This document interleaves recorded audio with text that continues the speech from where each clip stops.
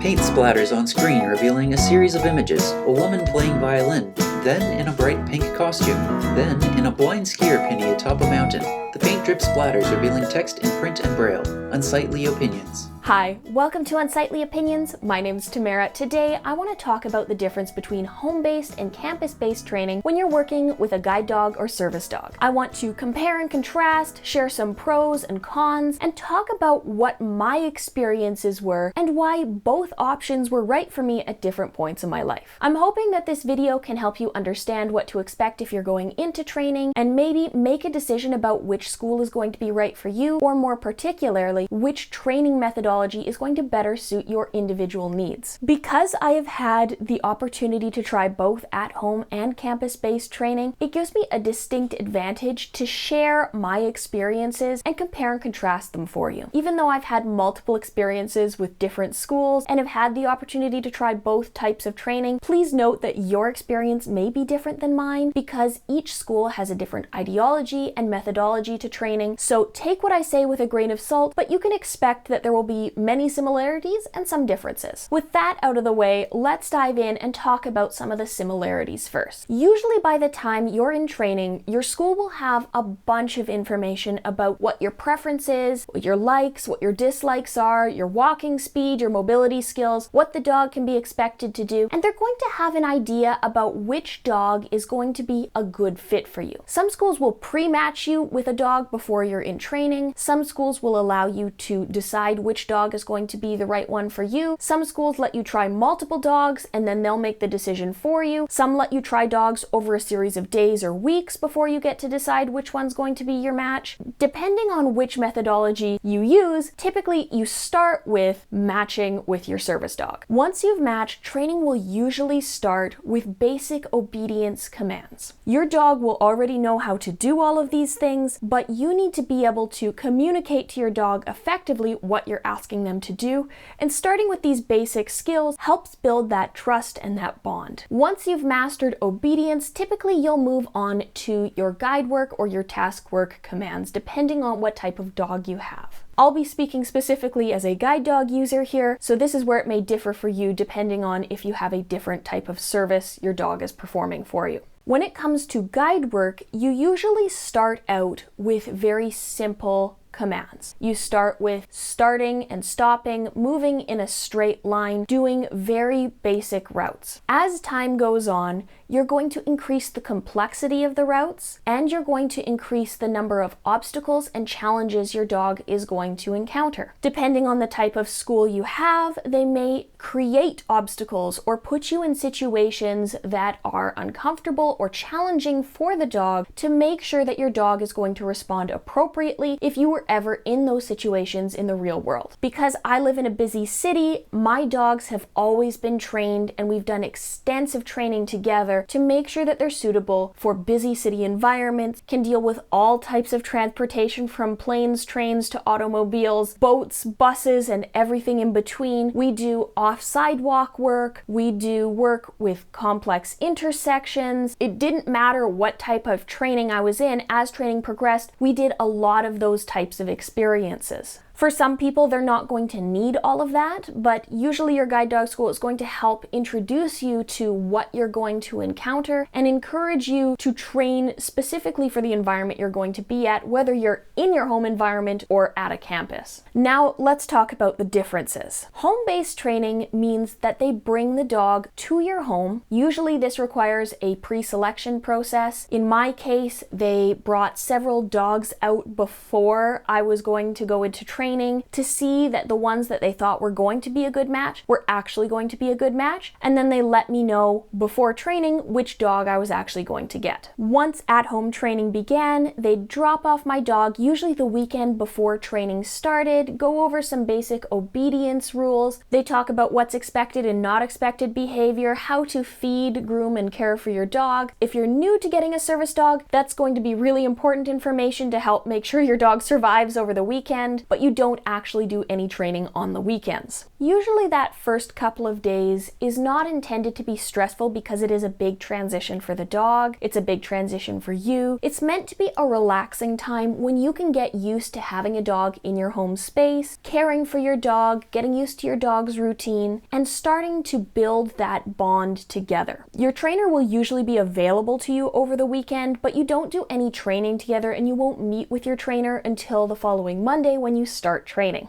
It doesn't matter how experienced a guide dog user or service dog user you are, you still usually start with basic obedience and doing very simple routes so you can get used to the feel of your dog and you can get used to what your dog is going to be like under harness. When you're doing home-based training, your trainer will try to create increasingly difficult routes for you, usually in places that you're familiar with to start out with, and then places you're unfamiliar with as training goes on. They will try and create different situations or simulations for you to go through to challenge your dog to get used to any possible situations you might encounter. I remember at one point my trainer dragged a number of garbage bins directly onto the sidewalk so we could practice off sidewalk work where the sidewalk was completely blocked off. She brought in pylons and cones to help create a very strange and unusual winding path. At one point she would drive a car towards us while we were crossing an intersection to make sure that the dog had proper avoidance skills towards the vehicle. And I know that sounds scary, but it's something that's very controlled. You're prepared for it. And even though it is a little bit stressful for the dog, it is a good situation to train for because drivers don't always pay attention. And if you have limited vision, you're probably going to be in situations where you're going to experience traffic checks. Usually for the first week, it's based on building those skills together as a team on routes you're familiar with. And then the trainer starts pulling back and walking further and further away, and then you usually only meet up at the beginning and end of the route and they're observing from across the street, hiding behind trees, from a vehicle, so that the dog starts learning to behave independently. At the end of home-based training, what we usually did is what's called a graduation walk, where they'd have another trainer come out and watch you walk a very complex route, make sure that the guide is doing everything that they're supposed to do, and if they make mistakes that you're correcting them appropriately. And then at the end of that, usually there's a big lunch celebration and you graduate with your guide. You sign a bunch of paperwork and you are allowed now to go out independently with your brand new guide dog. When you're in training, you usually are working with your dog one-on-one with a trainer from 9 to 5 every single weekday. You are not allowed to go out with your guide dog to shops and stores and use them as a guide dog. Every time we have been in training and I've had to go out somewhere to a grocery store, to an appointment, my dog would have to wear an in-training vest. I was not allowed to use my guide dog independently without the trainer being present until we'd graduated. Where I see home-based training having a really distinct advantage is having that one-on-one time with a trainer and with your dog in a familiar area. It really prepares you for what you're going to be encountering on a daily basis, more so than if you were in a remote location that you're not familiar with. You can help train your dog on the routes that you're most often going to use while you're with a trainer to make sure that it goes smoothly. And that can be really helpful. Also, having the undivided attention of your trainer can really help you nip little issues in the bud really early before they become bigger problems down the road. And because your trainer is not trying to spend their time between multiple individuals, you do get more individualized training time with your dog. Where I see home-based training being a challenge is it is unlikely that you are going to be able to work your full part-time evening job while you're in training. I think that's a common misconception that a lot of people have, is that home-based training can work around your schedule. It can to a very small degree, but it's not intended to. I tried to work while I was in training the last time. It didn't go smoothly. I was exhausted. Training is incredibly intensive, so don't plan on it being, oh yeah, I can work until 2 p.m. and then train until 7. That's not the purpose of home-based training. I also see having other family members around as being a distinct challenge to home-based training. When I was 15, the decision was made for my dad and sister to go on vacation while I was was in training to make sure that we built that bond together as a team really strongly, and I didn't have any other distractions around to prevent me from building that bond with my guide. And I'm so grateful that that happened. But I know that for many people who want to do home-based training, who have really busy lives, it's going to be very difficult to have your family removed from that situation, or have your family downright ignore the dog, especially if there's kids around, and try and explain to them that they can't interact with your dog at all. So where I think the biggest challenge lies is trying to separate yourself from your life while you're still in your home. Try and focus specifically on training for the 2 or 3 weeks that you have to do training for. Now, let's talk about campus-based training. Where it differs is you're typically together with a group of other individuals who are training at the same time, and you're either put up in a hotel or on a campus with a room where you are with your dog 24 hours a day, removed from your home environment. Depending on the school, you may have to pay for your room and board, or that may be provided for you. The school that I went to had a campus, so we were provided with a room, we were provided with basic amenities, we had access to internet, we had a nice lounge chair, there was a closet and a shower, and we were in private rooms, so we didn't have to share with anyone else. Mornings were usually lecture time, where you'd talk about a specific topic or challenge or obstacle that you might encounter in the real world,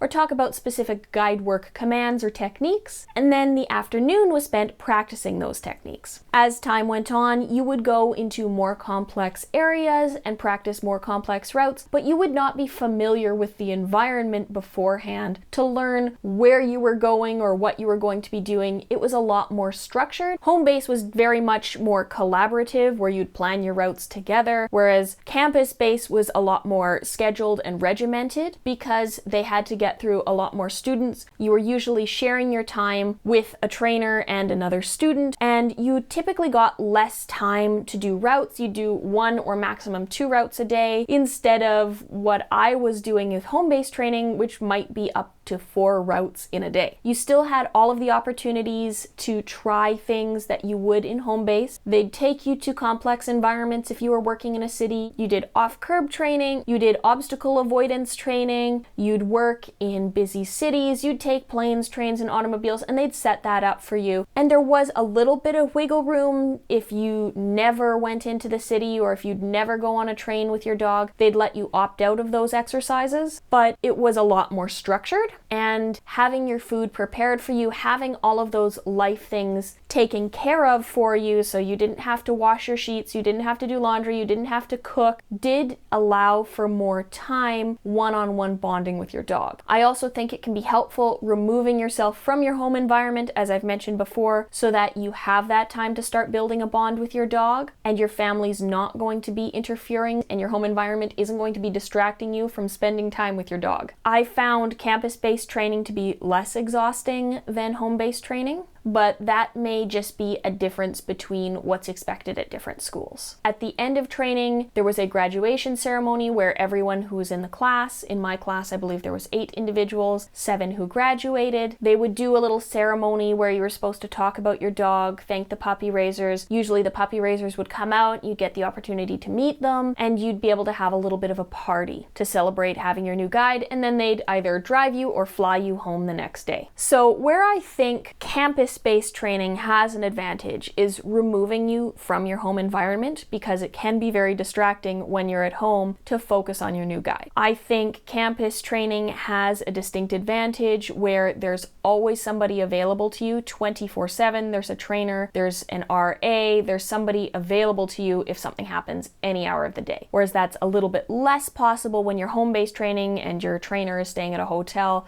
You don't want to call them at 2 in the morning if something goes wrong. It can also be helpful to have food prepared for you. The food that I got to eat when I was at campus training was lovely. An incredible chef there preparing 3 fantastic meals a day, and I could never hope or dream to prepare food like that if I practiced for a million years, so that was very nice. And it was also nice to have that camaraderie, or talk about challenges, or even just hang out with your other class members and talk about the challenges, or talk about your dogs, or just get to know them as other guide dog users. supervisors. Where I think campus-based training is at a distinct disadvantage is you don't get to practice on the routes you're most familiar with, and you don't get to practice in your home environment. They simulate it as best as they can, but it's not going to be an exact representation of where you live. When you go home, you have to work on those routes and learn those routes and teach your dog those routes independently without the help or support of a trainer. While some schools do provide a mix of in-campus and home-based training, most schools that I'm familiar with do not. It's one or the other. So doing that independently can be a little bit daunting and can be a very slow process. I also feel that because you're typically sharing your time with another trainer, it can be a challenge to get as much time as you might want with a trainer or catch those little things that might not be a problem in campus training but are an issue in your home environment. And while most schools do provide good follow-up and really care about how you're getting on with your guide, there can be some challenges that you never see in training that you are going to see in your home environment. I hope you enjoyed me sharing my experiences with home-based versus campus-based training, and that it gave you some food for thought to think about which method is going to work best for you and which school is going to give you the best outcome for what you're hoping to achieve with your new service dog. As always, if you have any questions, please don't hesitate to leave them down below. I love hearing your questions. I love your comments. If you've made it this far, thank you so much for watching. If you want to support the channel, you can do so by liking, commenting, subscribing, engaging down below, or on any of my other social media pages. But that's all I have for you this time. I'll see you next time.